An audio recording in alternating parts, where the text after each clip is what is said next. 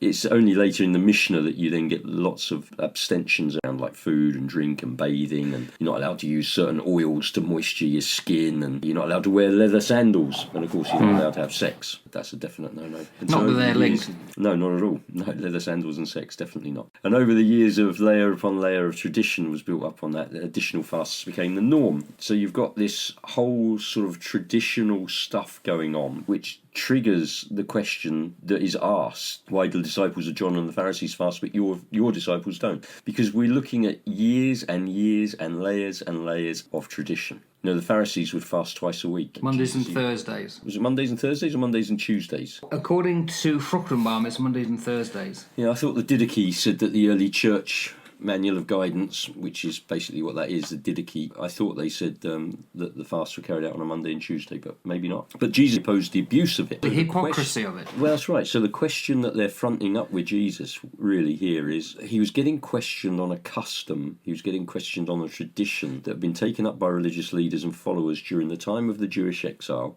Check out Zechariah chapter 7, you'd get an overview of that. And not only were the religious leaders of Jesus' day doing this, but John the Baptizer and his followers were also doing it. And so the question was raised regarding Jesus' followers, his disciples. And it was perhaps like a pointed criticism of him. These religious people are doing it, why aren't your people doing it if you're so flipping hot and good?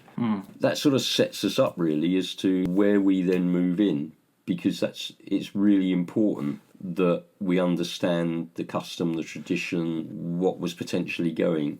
And then when we come to it in verse 19, Jesus' response is quite staggering, to be honest. Yeah. Obviously, the Great Day of Atonement is the 10th day of Ethanim, or Tisri, which is in the modern Western calendar, in English, October. And that comes down from Moses. And as you rightly say, the Pharisees brought in extra rules about everything, including fasting. But the fasting was only in daylight hours. It was never in the evening, and you could get up and have a breakfast before daylight. It's not something that you'd have to go 24 hours. I think it's Paul, where it is someone talks about they fasted for 3 days on one of the journeys, and that's not going without food for 3 days, that's just not eating in the daylight hours. So that's something to bear in mind. Fussbaum, he says in Luke 18, Yeshua told the story of a publican and a Pharisee praying in the temple. This Pharisee is quoted as saying, I fast twice a week. But it's just a form of, I'm obviously superior because I do this. And it had become an abuse of privilege because they could, that they expected others. And that's the issue as